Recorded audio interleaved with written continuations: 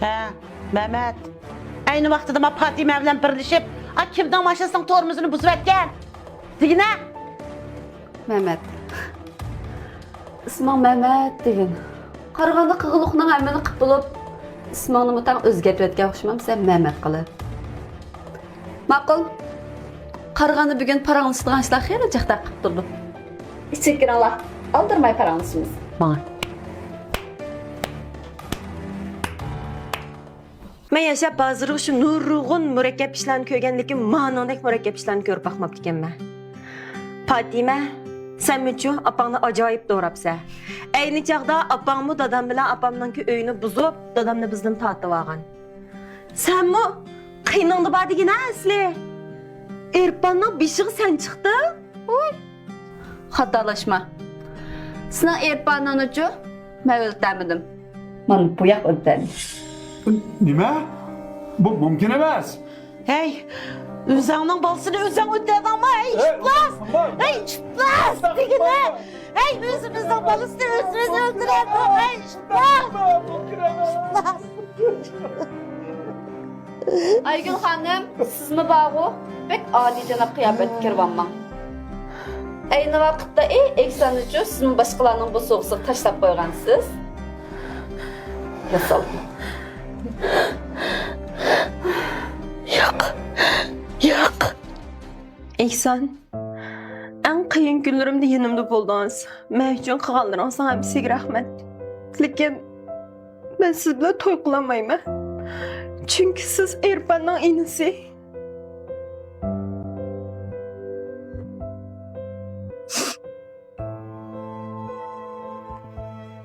Dada,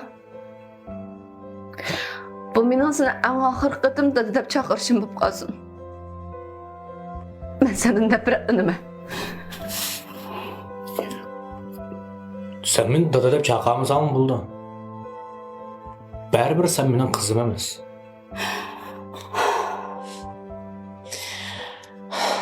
Sınavcı qara, dada buluşq salaydan toşmaydı. Şuna, dada deyen gepni ağzından çıqaq uçurma. Öz vaxtıda mən yalnız beşimğa, Məkliyanın qançilik çapadı çok qığılını biləmsən.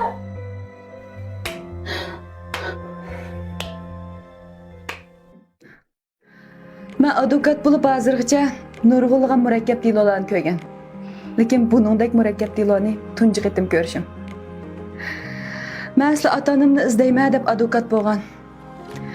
O'ylimga yerdan bu yerda o'tirgan ummanglarning ota-onasining kimligini oshkorlab qo'ydim. Ehson, ilim siz bilan to'y qilib qolmabdimi? Bo'lmagan bo'lsa, o'z ota-onamning kelini bo'lib o'tirar ekanman. Men sizlardan nafratlanaman. Bundan keyin mening sizlardek ota-onam yo'q.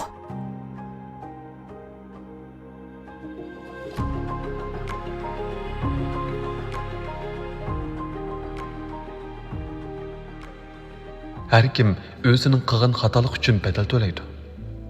Hozir emas, hamon bir kuni. Shunga har bir qadamni o'ylash bilsang.